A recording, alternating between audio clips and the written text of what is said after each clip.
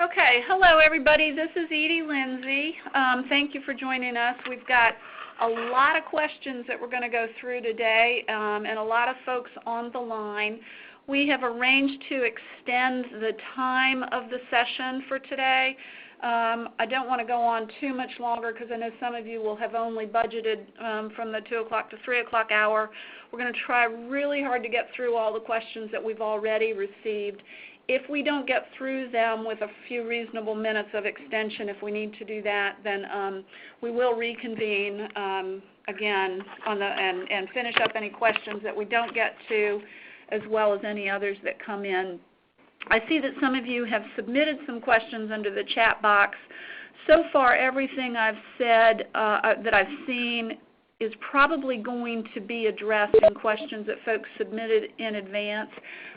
So we will try to get yours answered as well. If you're looking at us at the presentation online, we have set out all the questions that we've received, and we're going to go through each and every one of them and try to answer them. Some of them you'll see get pretty, you all had a lot of the same questions, but we wanted to put your questions into the written materials so that you'll be able to recognize your questions as they come up. We may not address each one individually if we've already addressed the issue, but I want you to see that yours are on there to sort of help you get oriented to what we're talking about. For one thing, what we've done is you may have sent us an email with several questions, and we've pulled those emails apart and grouped the questions within the topics that we'll go through. So you're not going to see your word-for-word email, but hopefully you'll see your questions embedded in the various topics that we're going to address. Before we actually get started on the questions themselves, I wanted to let you know that after this session, Lee is going to be sending to you a document that you must complete and return to us, and that is the ACA reporting election form. That's the form that sets out the 3 different options that we have with Business Solver. Even if you are only going to use the data storage option offered by Business Solver, you need to complete that form and send it back to us because they need to know who's looking to them to do which services. So as I said, right after this meeting, Lee is going to be sending those out to you, and you please take a look at it and complete it and turn it back in. I am going to ask you now, I see there's just a bunch of questions coming in. If you will, please hold off on sending additional questions until we've gone through the questions that we've already got posted up here online, because I think you will see that these questions will be answered. And just because of the nature of today's call, I'm not sure we're going to be able to go through the additional questions and be able to answer them. We will certainly try. But for the time being, since we've gotten started, if you will, listen for the questions to see if anybody's already asked the one that you need an answer to. And then we'll see where we are when we're done. Now, a lot of these questions that y'all have asked are questions that Business Solver is going to be answering, and in fact, they're going to be answering most of the questions today, I'm happy to say. And so the folks at Business Solver that are going to be joining us are Erin Laughlin and Janine Fell.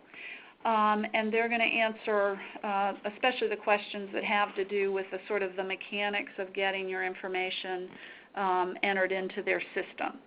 So with that said, I am going to start. The first topic of our questions is what we're calling the column O questions.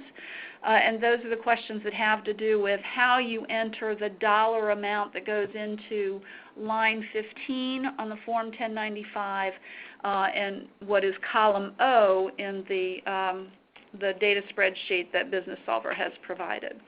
So, Erin, if you want to go ahead and get started, we're ready. Excellent, absolutely. Are you able to hear me? I am. Perfect. Just want to make sure I'm unmuted. Excellent. Yes. All right. So I'm just going to kind of kick off and go through each question, outlining the question, and then giving a response to each one of those. So first one we have here is for column O, if all of the premiums are covered by the bank, do we need to list the premium cost? If it's zero, so if the employee is responsible for $0, then you'll want to populate that column O with a 0. However, if you intend to list code 1A in column G, then you should leave column O blank. And again, we'll send all of this information back out afterwards. I know this will be a lot of information coming at you. So next one here, there's a lot in the question here, but I'm really going to drill down to the last sentence pertaining to column O. So the column O may have the full premium amount populated, but my column O is blank. And there's a little bit of a special circumstance with GBA because you do have age-banded rates. In the benefit solver system, the employee rate is always going to be built out as a $0 rate across the board, so total premium, employer and employee contribution. So if there is an employee premium and you're using the business solver fulfillment and transmittal options, we do want to have those premiums, that employee premium populated and sent back once we get to that piece. If you're not using the fulfillment and transmittal options, you should still populate column O for your own reference, just in case there's ever an IRS audit.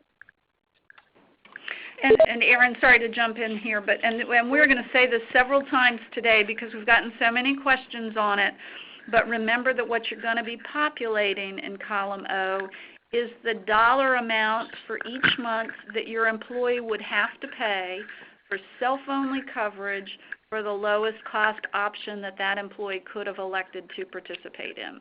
We're going to go into a bunch of detail, but that's the number that you're going to be populating in column O as Erin just described. Okay, thanks, Erin. Awesome. Yeah, no, thank you. Wonderful.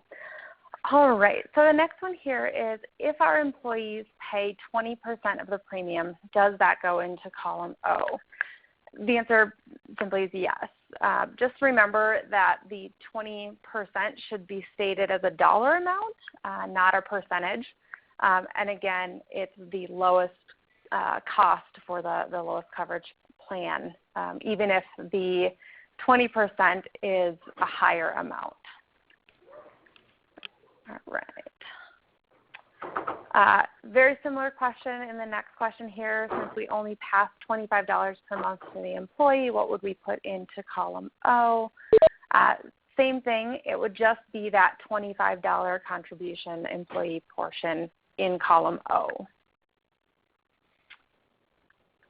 All right. So please explain what is required on the 1095, the employee portion of the insurance premium.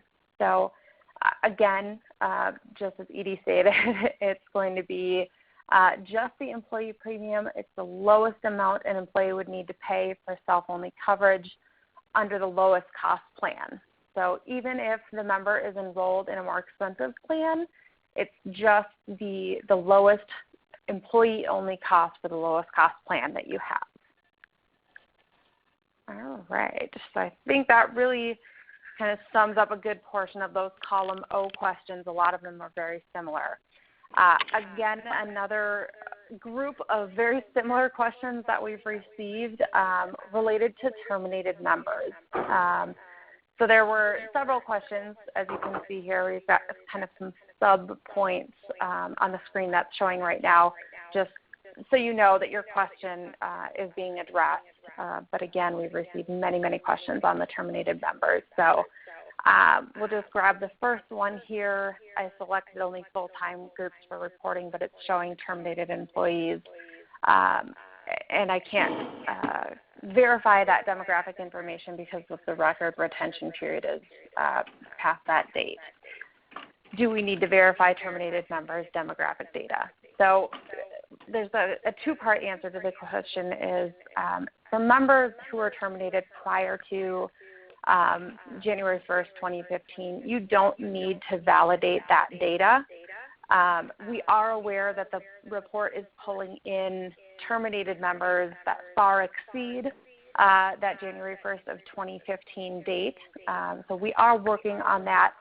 Again, this portion of that answer is addressing several of the questions that came in. We are aware that it's pulling in retro terms, if you will, and we are working to get that updated so that hopefully in the future we won't have to have that. For the time being, please simply ignore those retro terms because they aren't applicable in this for this reporting period, but just be aware that we are working on that to enhance our reporting capabilities. So I'll jump down to the next question here. Can we delete those terminated members who are termed prior to 1/1/15? We recommend not terminating them. It's safer not deleting them. It's really just safer not to delete and simply ignore them. If Business Solver is doing your fulfillment and transmittal, we won't be including those members, those terminated, retro terminated members in any of that fulfillment or transmittal. But just to be on the safe side, we prefer that you don't delete them just because of how the data is coming in and out of our system. Information for those terminated members in 2014 should still be retained because it's used to show whether or not the employer had 50 or more full-time equivalent employees, and that's really for those employer mandates that apply for 2015. All right. And I'll skip down here. So I see a rate for one employee that is in the exported spreadsheet that's been terminating. I assume that that's the COBRA amount that they've been paying. I also see that the FAIN is all nines. Is this correct? So this is one of those scenarios that we'd love to get some examples or maybe the name of that member, and we'll coordinate with Lee from the COBRA perspective. So that's one that we'll kind of take back and send out kind of some updated guidance on that portion. So Erin, this is Edie. Are you asking the folks that asked this question send in the specifics, or do you have some that you can look at and get back to us on? You know what? I think it'll be easier if we just pull a mass report and find those numbers. So I'll go ahead and take that. Okay. That way we're not all getting inundated with several hundred emails potentially. So I know how that goes.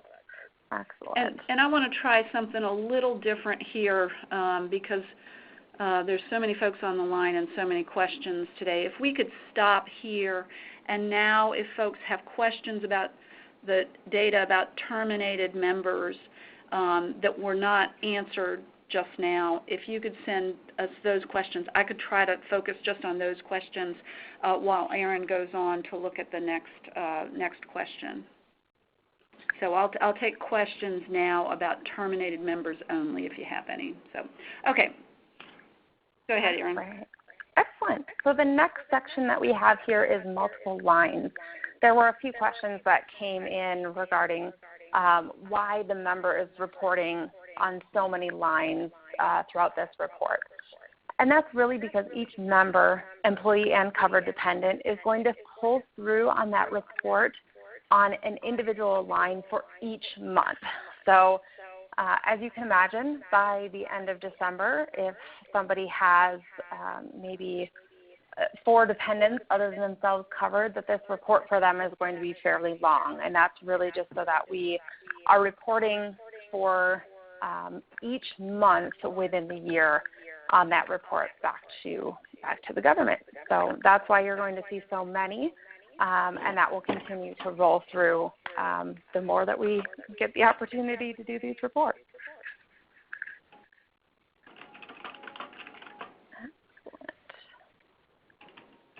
All right, and I think I am on the layout guide and compliance questions. I didn't know. Yeah, perfect. You read my mind. Excellent. All right, so the first one here is where can I find the data layout guide for some of those codes? So what we have done is on the home page on the Benefit Solver system, we've created a separate ACA tab. And within there, we just have some older instructional videos posted, but we also have a spot for the data layout guide.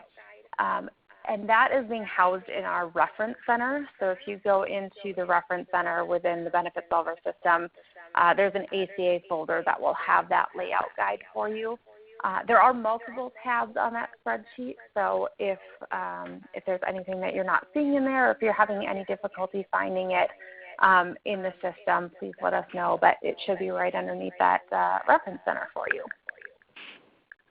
Excellent. And then, Edie, I think I'm going to kick over the questions from the more of the safe harbor and the compliance pieces to you, if that's okay?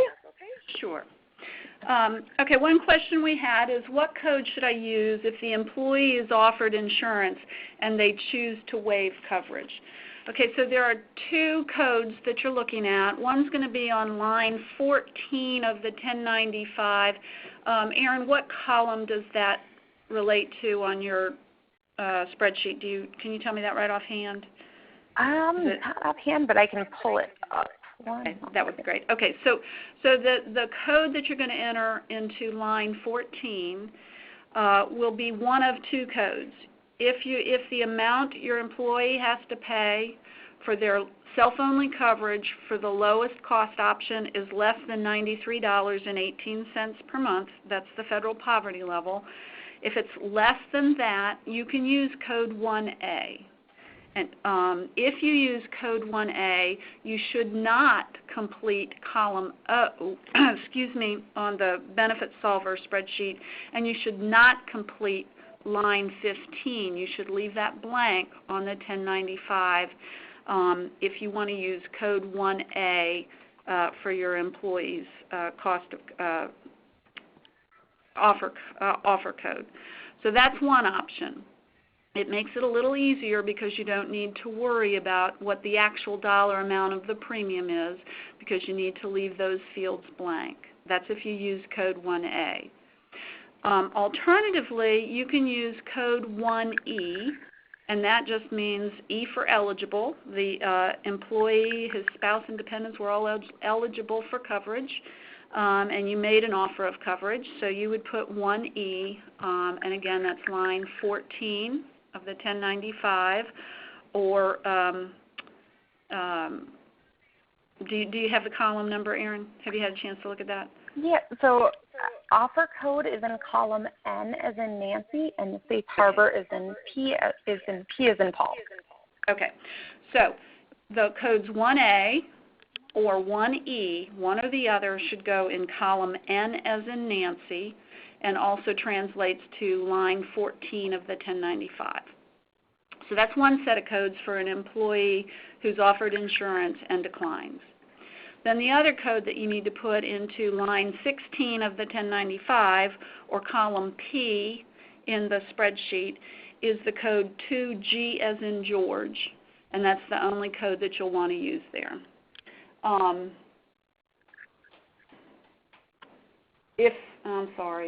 Here we go again. There are several alternative codes that you can use if the cost of coverage was more than the $93.18. And for that, I'm going to refer you to the instructions to the form, because it's going to depend very much on the specific circumstance for each individual employee. We do have our flow chart that shows the codes you can choose from, and I'll ask Danielle to email that out to everybody who's on the line today.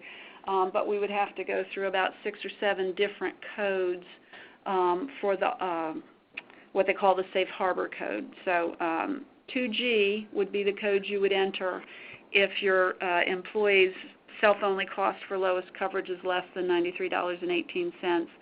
And then, as I said, we will send out the flow chart for those who may be paying more than that for the cost of coverage. All right. The next question is, what if my employee waives medical coverage but elects dental? What codes do I use? Well, actually, those codes are going to be the same as the ones we just talked about, because the only thing you're reporting for offer codes and safe harbor codes is your medical coverage. And if they're eligible for medical and they waive it, those are the codes that you need to enter. Those are the ones that we just discussed. You don't need to worry about it if they elected dental. You don't report that coverage at all. The next question, employee adds the spouse in September due to a change in family status. The relationship code is 01, and that's a relationship code on the Business Solver system. But what is the offer of coverage code? Well, again, the offer of coverage code, and that's line 14 or column N as in Nancy, that is not going to change. That code is specific just to the employee, and because we offer spouse coverage to any eligible spouse, the fact that they might have gotten married during the year does not change the code that you're going to use. You would use that same code for any eligible employee, regardless of the status code. And it's not related to the relationship code in the Benefit Solver system. That's used for a different purpose. Excuse me. And then finally, next to last, I've spoken with my payroll provider, and she says because we're less than 50 employees, we're exempt from all of the reportings, including the 1094 and 1095. If you have fewer than 50 full-time equivalents in your affiliated group, you're still required to file the 1095B for your employees and the 1094B with the IRS. You are not required, you don't need to worry about any of the codes we're talking about, but you are required to report the months that employees are covered. So for every employee who's got coverage, you are required to do a filing under the 1095B as well as the 1094B, which you send to the IRS. And then the follow-up to that question, somebody has said, as I've understood from prior calls with GBA, all employers are required to provide the Form 1095 to employees, and that is correct. If you're under 50 full-time equivalents, you use the B series.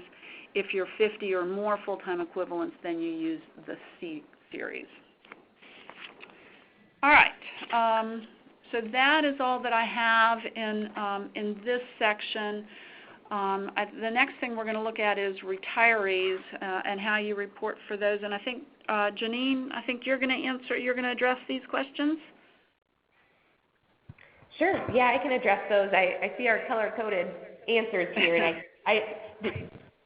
I just want to make sure that we're on the same page. You provided some of these code answers, correct, Edie? Yes, if it's in okay. Purple, those were my comments. Very good. Well, one thing I just want to point out, thank you everybody for testing and reviewing your data and providing feedback. I'm sure lots of other admins had the same questions. In regards to some of the codes and the outputs on the report, I just wanted to let everybody know that from a coding standpoint, we spent thousands of man-hours trying to get the codes as accurate as possible for all of our Business Solver clients. So we might see inaccuracies. Maybe you expect to see a code and it's pulling a blank or pulling a code that you don't expect. We're aware of that, but we have a process in place so that you can feed us the codes that we need to store in the system if you want us to take on the fulfillment or the transmittal on your behalf. So just wanted to put that out there. Let's see. For retirees, the first question is, I noticed that there are retirees on the report. Do we have to complete 1095s for our non-employees that have our retiree benefits? So for non-employees, they're still covered under your medical plan. They have coverage, so they do need to be reported.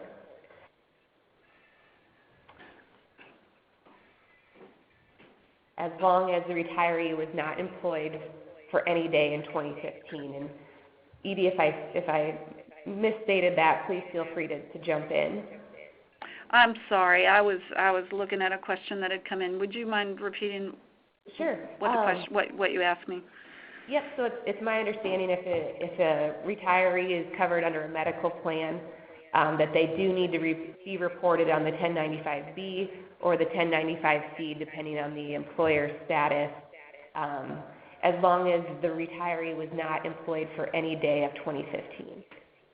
Yes, and actually any employer, regardless of size, can use the 1095B for somebody who's not been employed for any day during 2015. And that doesn't, the 1095B doesn't have all the section for all the codes, so you're not required to fill those out, and you may find it easier if you're a larger employer to just use the 1095B forms for your non-employee members.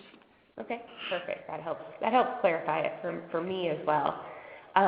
Some retirees have nothing under offer of coverage code, but they have 2C under safe harbor code. They do have retiree insurance. Should there be something under offer of coverage code? And so if you use the 1095C form, you need to report coverage in Part 3, and then you need to insert code 1G, similar to our other question, as long as the employee, or as long as the retiree was not employed for any day of 2015. Okay. And then some retirees' dependents have 1H under offer coverage code and 2C under safe harbor code. There should not be any codes for retiree dependents unless they are covered separately due to COBRA or the death of a retiree. So if you're looking at that output in the report and you do see a code pulling through, just go ahead and remove it for that dependent. The retiree has nothing under offer of coverage code and 2C under safe harbor code. So if the retiree was not employed for any day of 2015, use code 1G for the offer of coverage code. And then the last, and I'm reading off my laptop here, I just want to make sure I'm on the right track with what's on your screen. One of the dependents has terminated under employment status on some months. How should these dependents be listed? They do have separate retirement policies in the retiree.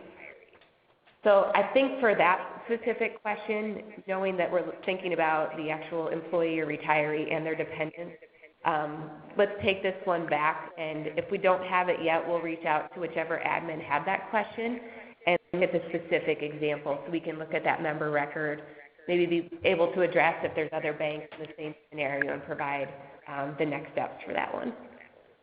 Yeah, and I would add, if you submitted this question, it's not entirely clear to me how a dependent would have terminated employment status.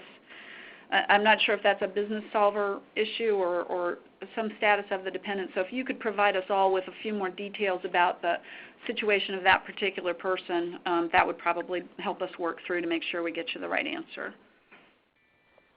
Yep, if for some reason the dependent has their own member page in Benefit Solver, we would expect that output. The dependent has its own record. But if you think about how our report is formatted that you've been checking in on, if I'm a family of 5 for 12 months, my name's going to be listed in, column C, I think it is, the member name and last name. My name's going to be listed 60 times for 12 months of coverage for a family of 5. So all of my demographic, my employment status is in the first handful of columns. I apologize, I don't have the report up to show you. But then my dependent data is over on the right-hand side of the report. So it may look like the dependent has a terminated status because of that, but really that's tied to the member record. So again, we'll get examples and dig into it and provide more feedback. And then I think the next area is safe harbor code. Erin, would you like to take this one? Yep, so I'll jump in on those. All right, so a couple more questions on safe harbor codes. First one here is safe harbor code 2A is not reporting for those hired in 2015. I assumed it would show for months before they were hired at the beginning of the year. So similar to what Janina touched on before, there's been quite a bit of coding and research and attempts to make sure that we've got the right codes in there. The long story short, yeah, we do want those safe harbor codes to be completed and filled in by you, the administrator, so that we can upload that data back into the system. And some of the reasons behind why it may not be populating right now is some of our groups, as we've been going through the development, and before ACA had been kind of in full-blown effect here, some of our groups just didn't put members into the system unless they were benefit eligible for basic life, or maybe if they just weren't even taking coverage. So knowing that we had those types of groups and populations on our system, we didn't want to take that risk and make those sweeping assumptions. And so we're working to enhance this, but for the time being, we really want to make sure that we're receiving those codes back from you as you're filling them in on the report. All right, so next question about safe harbor codes here is some employees have 2C for some months but not others and have been enrolled the whole time. Can I just put 2C where it needs to be? Yes, please. We would absolutely love you to put that code in that field, and then we'll upload that data back into our system. Excellent. All right. So the next portion of our questions here kind of didn't fit into any of the other larger buckets that we had kind of put these questions into. So we kind of made this our miscellaneous section here. I don't know if anybody, Edie or anybody, if you want to just advance the slide one. Oh, thank you. Yeah, no problem. All right. So we'll start with the first one here. The date of hire has the same on multiple employees. How do I get this corrected? And I believe this might have been the one that Lee and I talked about last week. So it could stem from a number of different things, maybe an acquisition or an implementation from years past. And what we really want to make sure that we're doing is updating that date in the benefit solver system on the member record. So that's something that we can coordinate with Susan, Lee, myself, happy to pitch in and help to make sure that those are correct for your members. With some of them, we'll want to make sure that we're using a benefit eligibility date, so you might see that populated on their record going forward, but that's really just to make sure that we maintain accurate information for those company-paid benefits. So non-medical benefits, but just something from a member record perspective that we want to keep intact. So I think we can work through that as a one-off scenario. The next one that we have here is dental entered into this at all or factored in? So, or is it just medical? And it really is just the medical only. So the Affordable Care Act is really solely dealing with medical coverage. So excellent. All right, the next one here is employees are listed that only have dental coverage and life coverage should they remain on the report. And that is yes. So just because they only elected maybe dental and life or any other ancillary benefits, what the report is really driving at is who's been offered that coverage and whether or not they took that coverage. So it is important to keep those members on the file and have those offer and safe harbor codes populated appropriately. All right. Next question we have here is, do we need to complete a 1095 for each dependent covered on the insurance benefits? So the forms themselves that will be going to the government and the members will be completed for employees only. So you don't need to complete a separate form for dependents or spouses. However, you will need to complete the covered dependent information in Part 3 on the 1095C or Part 4 on the 1095B. So no separate forms, but there is information that will be included. All right. So the employee has, next question here is, the employee has medical insurance and spouse elects just dental. What would the code be for that? The information about dental coverage is not factored in and doesn't need to be entered. It's only the medical coverage that's going to be shown on the form. All right.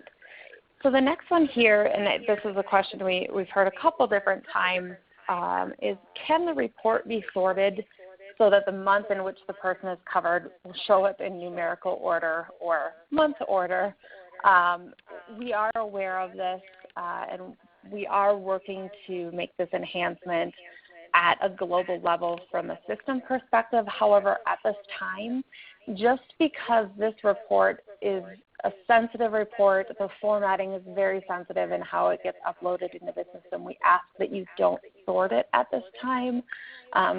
We apologize for any extra work or anything that needs to go into kind of going through month by month. But just from a sensitivity perspective and the fact that this is kind of a new process for all of us, we want to make sure that we're doing that at a global level because there are times where things can get sorted and kind of off kilter, and we really just want to make sure that the data is very accurate and very clean. So thank you for your patience as we work through that to make that change on a larger level. So. All right, the next question we have here is, I have a part-time employee who is not benefited. Should the member show on my list? And this is one of those where I think we need a little bit more information. If it's really member level, it could be a number of different things based on how the report was run, what the member record looks like. So if there's anything where you're finding oddities with maybe just one or maybe a small handful of members, when you're sending these inquiries over, please feel free to include the member information. That'll help our team research those a little bit more in depth. And I think this might be one of those cases. We just want to make sure that we're looking at that part-time member and looking at all of the factors that could come into play. So, all right. So the next one that we have here is, what is self-insured versus fully insured? So we could go into that for hours, but for the purposes of this call, for reporting purposes, we are advising to report as self-insured coverage. So, and this is really because all of GBA's coverages are covered under the MIWA with a minimum premium insurance agreement. And so all of those fields really would just have that S in there. We would just have you kind of drag that down to every member's record. Hey, Erin. Yeah, let me address that as well, because there is rightfully some confusion there. The 1095C form is set up, and you all, I'm sure, have seen this as you go into the coverage issue. You need to check whether or not it's self-insured coverage. And we are considered fully insured under Department of Labor standards, which has to do with ERISA and the law that applies and all of that. But the IRS has a slightly different definition of whether you're self-insured or fully insured. And I've had conversations with the IRS as well as attorneys on this, and they have advised us to take the position that we are self-insured for purposes of doing this reporting. So that is, for better or for worse, that's the way we're going with it this year until there's some better guidance out there to make absolutely certain on that. So for reporting purposes, for these reporting purposes only, we would be treated as self-insured, even if we'd be treated as fully insured for Department of Labor purposes. Excellent. Thank you. All right. So next one that we've got here is, I have an employee who has guardianship of her grandchildren. I need them to show as boards, not child, on the report, and where do I change that in Benefit Solver? So from a system perspective, we currently have the system coded to allow spouse and child. And so this is kind of one of those questions that I think we would want to take offline and consult with GBA, Susan and Lee, and make sure that we are addressing that appropriately, kind of on a one-off basis. So I think we'll table that one and reach back out to the administrator who asked that question once we're able to regroup. All right. So I think we've got a few more here, and I know I've talked an awful lot. So I'm going to kick a few of these questions back over to Janine to kind of walk through some of our additional questions.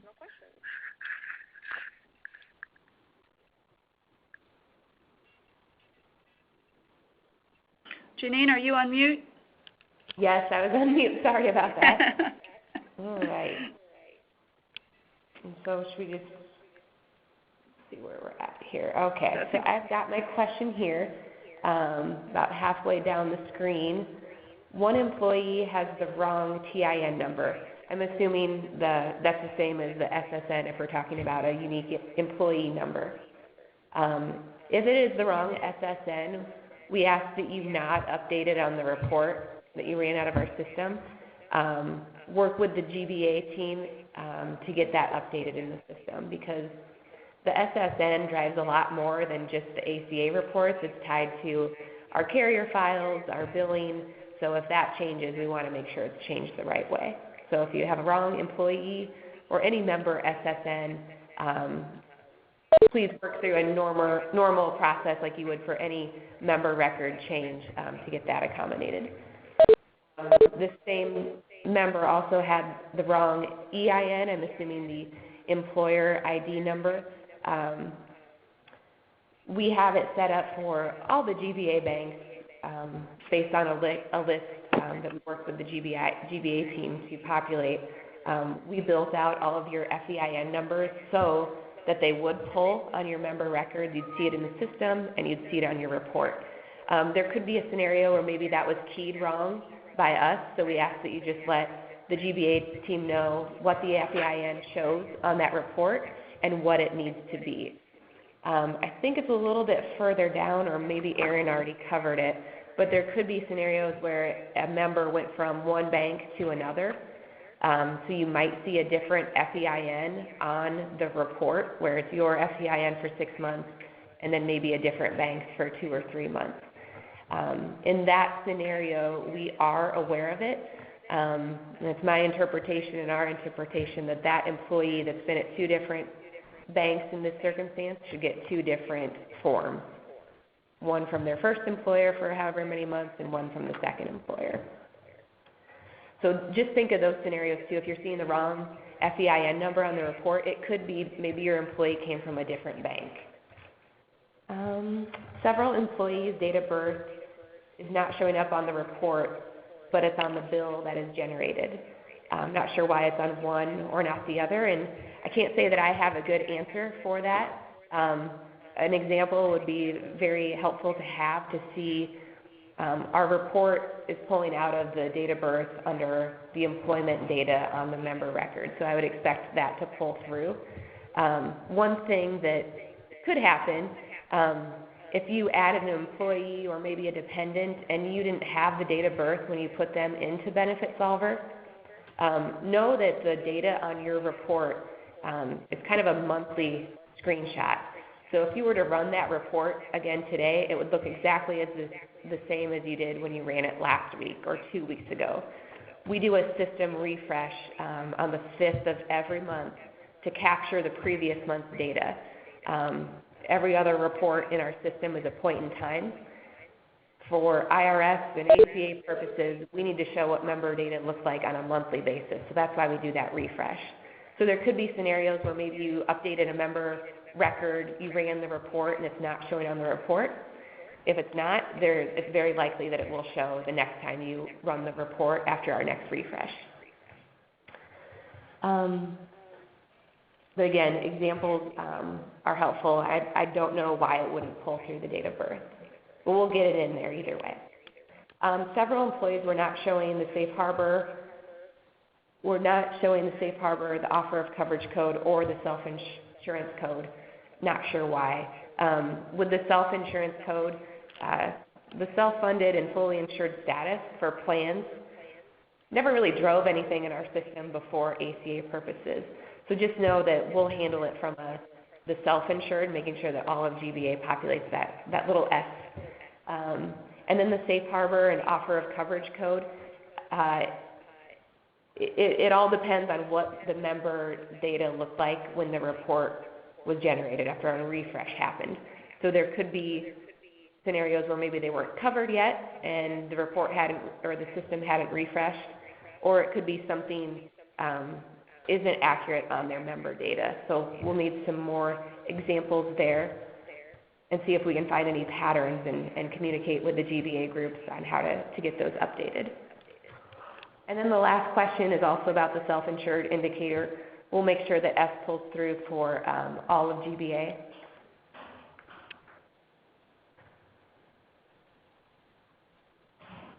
And the reason it might not for, if you're thinking about a member and they have, I don't know, let's see, 8 lines of data, just a single only covered for 8 months. It could be that they moved from one medical plan type to another, and in our system maybe we had S for one of the plan types, but it was blank or fully insured for the other plan. So again, we never had to worry about building the system based on the F or S before. It was really just for internal business solver tracking which one of our clients were fully and self-insured, but we'll make sure that gets updated for all of GBA. So the next category, which is employees who move between banks, we talked through this a little bit just a few seconds ago.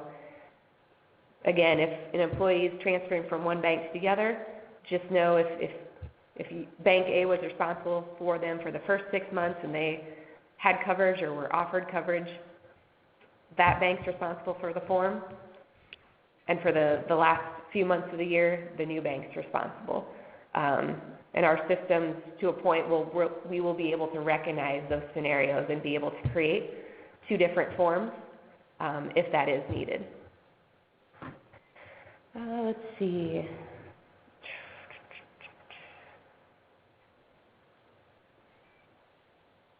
So whose federal ID number should be on COBRA covered former employee, should be on the COBRA covered former employee. Whichever, our qualifying event notice that is created off of the plan that person was enrolled in. So whatever FEIN that plan fell into, I would expect that FEIN number would pull through that for that employee. Let's see. And then the TE, which is the terminated code, shows up for the month the employee leaves, even though he or she was covered for the whole month. So that's an interesting one to think about if somebody's term middle of the month, but our system captures it at the end of the month and recognizes that TE status. That's another one we'll have to regroup on and see what does that truly drive on the form. And let me address part of that, Janine. There's 2 different things going on in Part 3 of the form where you report coverage. If an employee has coverage or dependent for just a single day of that month, then you mark that month as covered. But if that employee is not employed every day of the month as a full-time employee, then he shows up as not employed for that month. So, wait a minute, I think I got that backwards. Yes, you have to be covered for the full month to mark it as coverage. But if an employee is an employee for one day of the month, then you would show them as employed for that day. So the 2 different rules are completely opposite, and that may be one reason why it's been coded that way.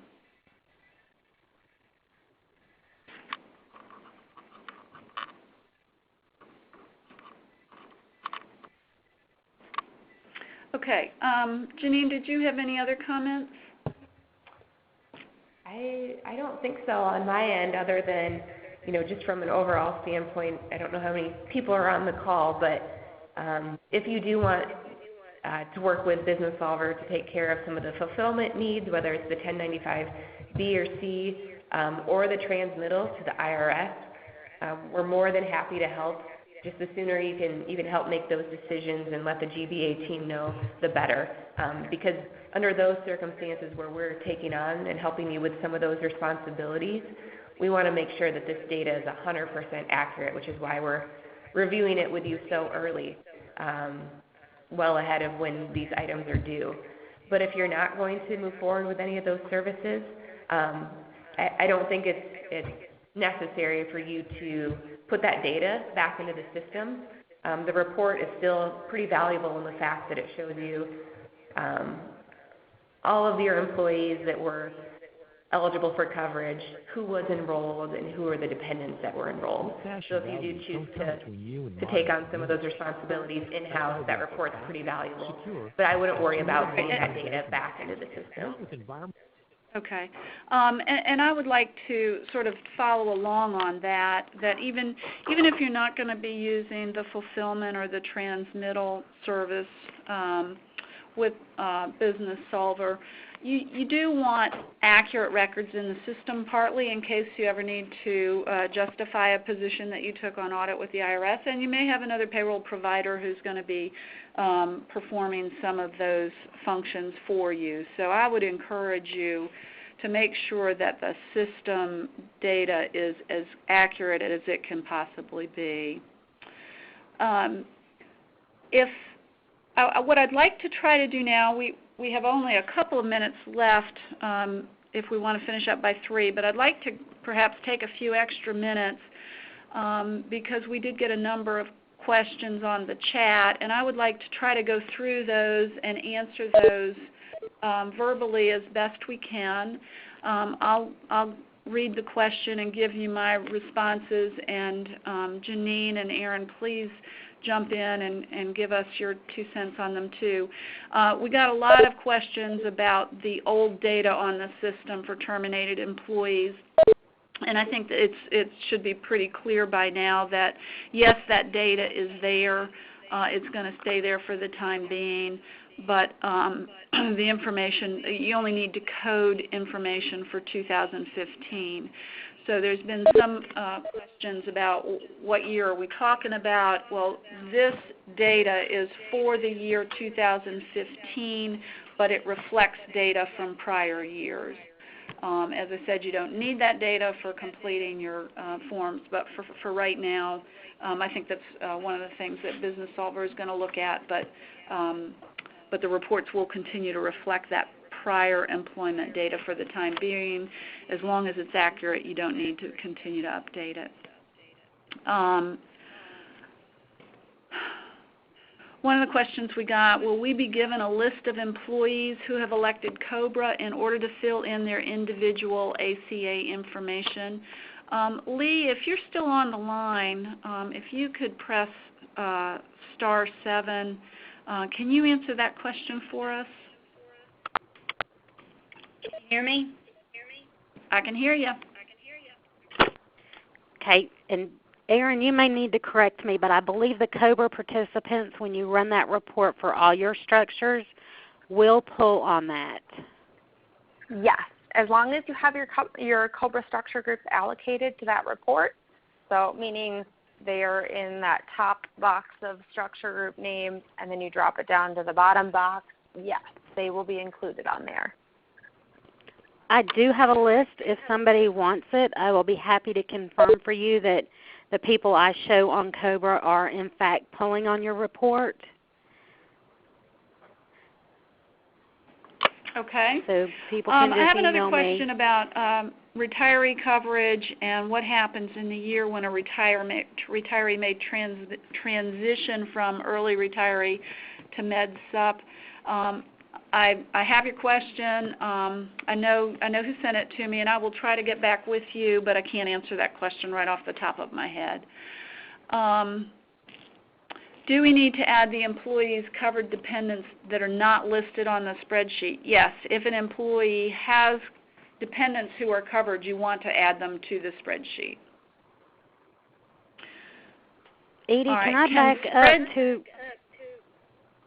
Go ahead. I'm sorry, to a question that was asked earlier about part-time employees that do not have benefits showing up on the list.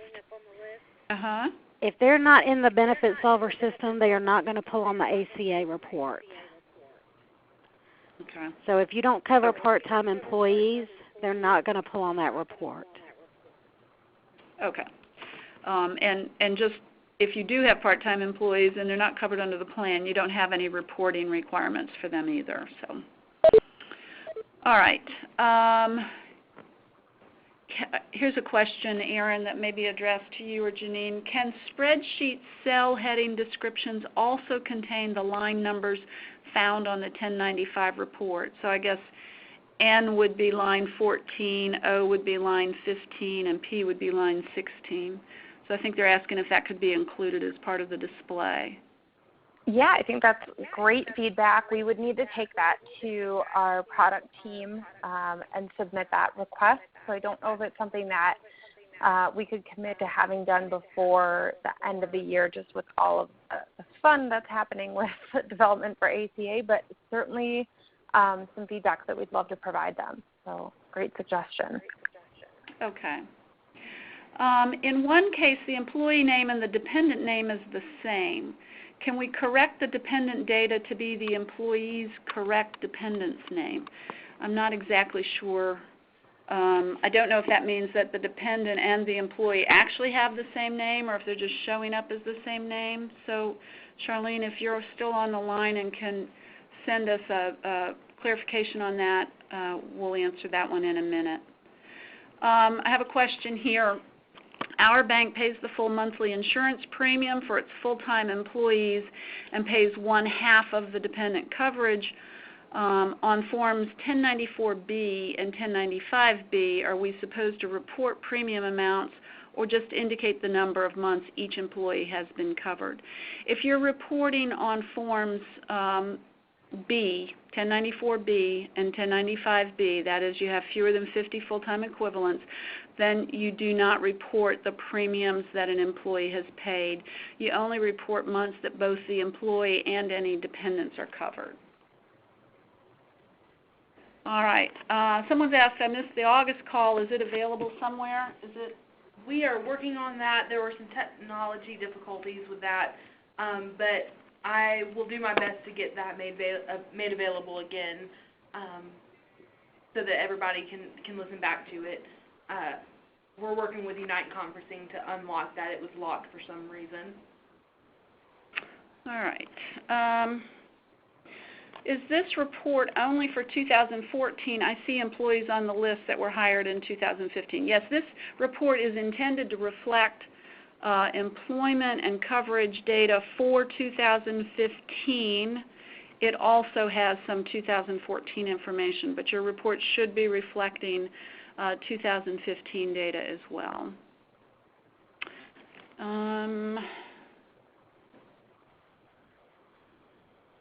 Okay, where can we find the safe harbor codes? Are they under the ACA tab on Benefit Solver?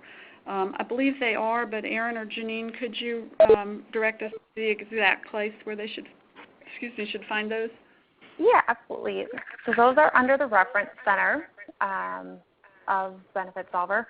There's an ACA folder that is out there that has that layout guide, and it's the second tab. So kind of as I was saying earlier during the call, is there's multiple tabs, like there's 3 tabs. Just make sure that you are going through all tabs to find that. And I also have a question, where is the data layout guide? Yep, that is under the Reference Center. That's the same thing. So if you go under Administration and then to Reference Center, there's the very top folder says ACA information. If you click on that, it expands the folder, and that's the only document that's in there for you.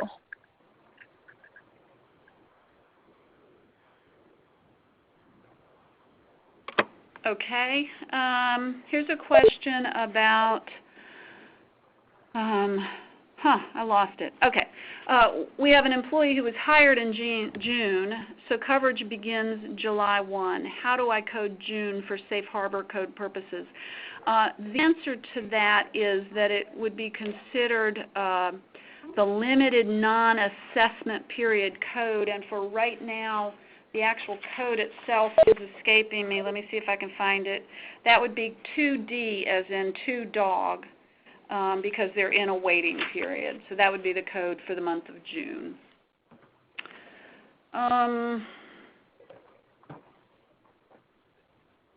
Do we change on the report if things are incorrect and or update on Benefit Solver's site? Yeah, so this is Erin. I'll take that one.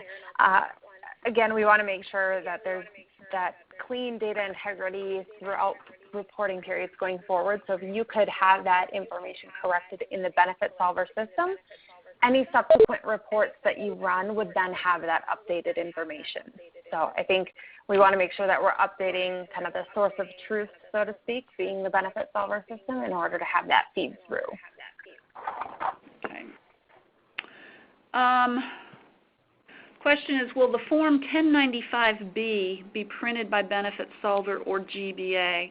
Unfortunately, because we're in this unusual situation with the status of the insurance trust, neither Benefit Solver nor frankly any of the other providers that are out there are offering to provide fulfillment on the 1095B.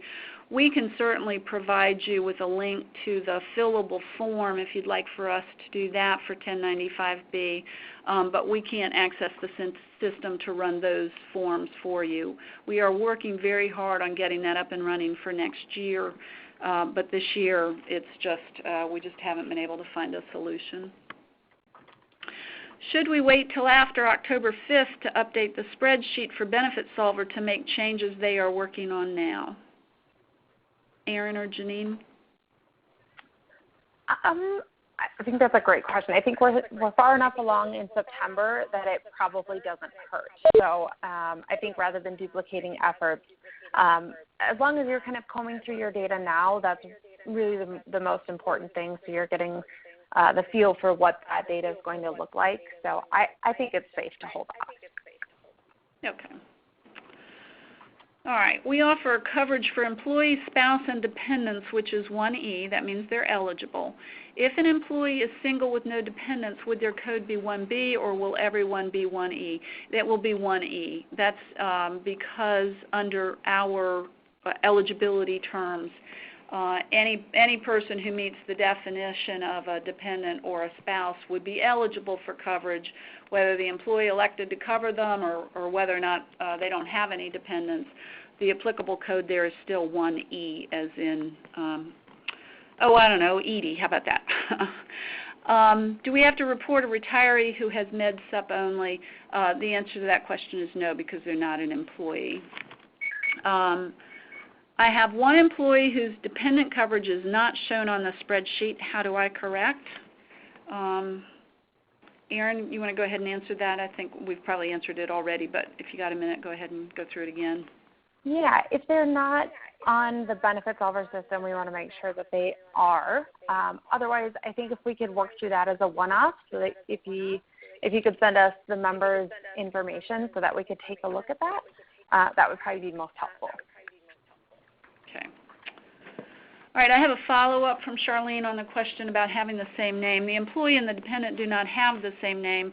However, where the dependent's name should be listed, the employee's name once again appears instead of the dependent's name. So I guess they would just correct the dependent report there as well. Yeah, and right? Yeah, again, one of those that if you could send us that that information, I think that would be helpful as well, just so that we can again, maybe if there's a pattern or anything that we can discern from that would be excellent. Okay.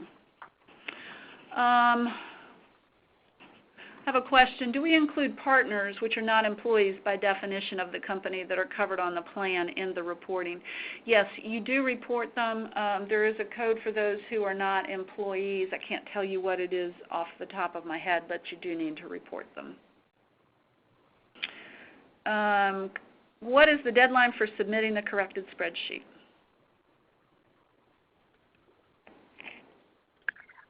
Mrs. Aaron, I think internally Business Solver is going to need to gather just so that we have a better timeline to provide at a later date.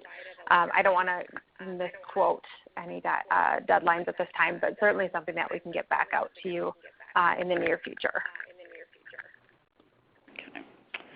I have a question. The list only shows employees' names. Do I put in dependents' names or just leave the employees' names? We will need the dependent names.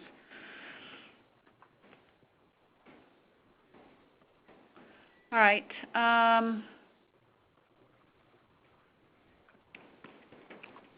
Hey, Edie, can I jump in here? It looks like the employee is listed under dependent coverage along with their dependents. Should the employee be listed in the dependent section? I'm not sure. Erin, I'll let you address that because that's related to your storage more than the form itself. Yeah, I think another one of those that we'll want to take a look at just to see what the report is pulling and what it's doing. Okay. Do you need dependent names if they are not Edie? covered? Yes. I'm sorry, this is Lee.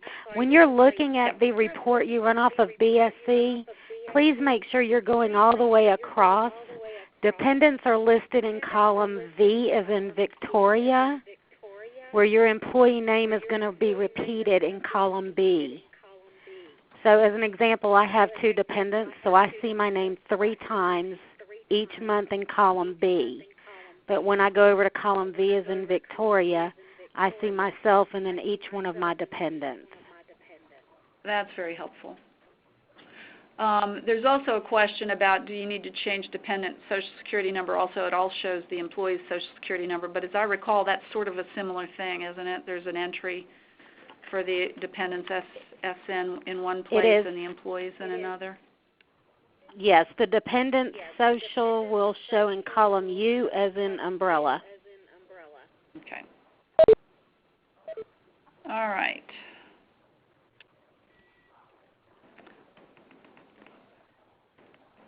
All right. I have one question that I'm not sure I understand, and I think it's the last one. So if you can, Diane, if you can send me a clarification. It's so the employee needs to complete the 1095B.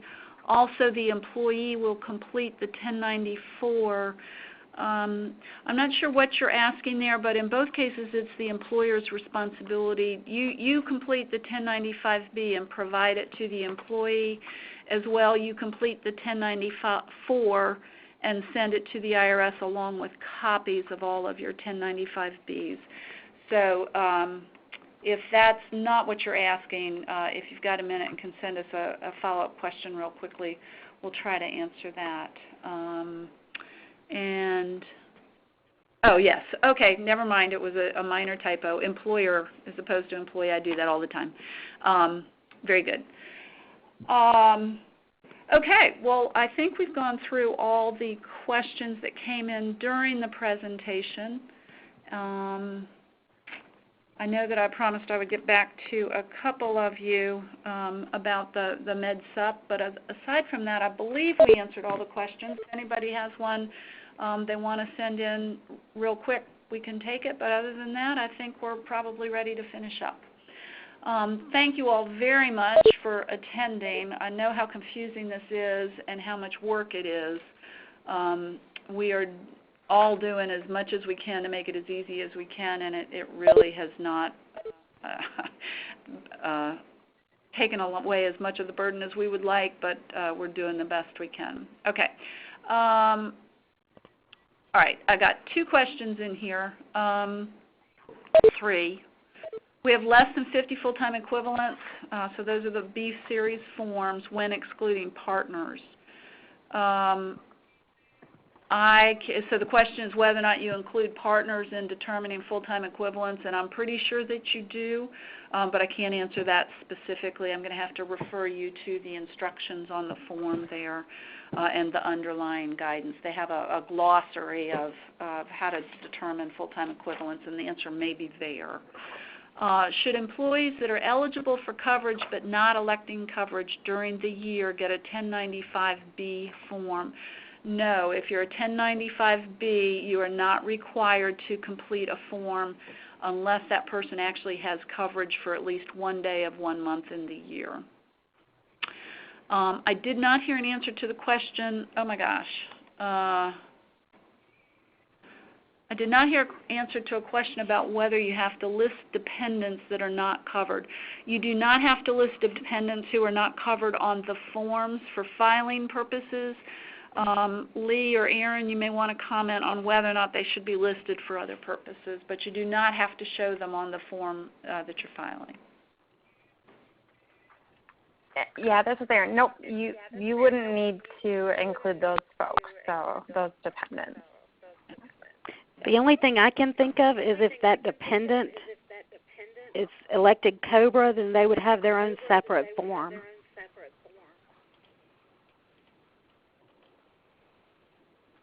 Okay, yeah, that's a good point. So, okay.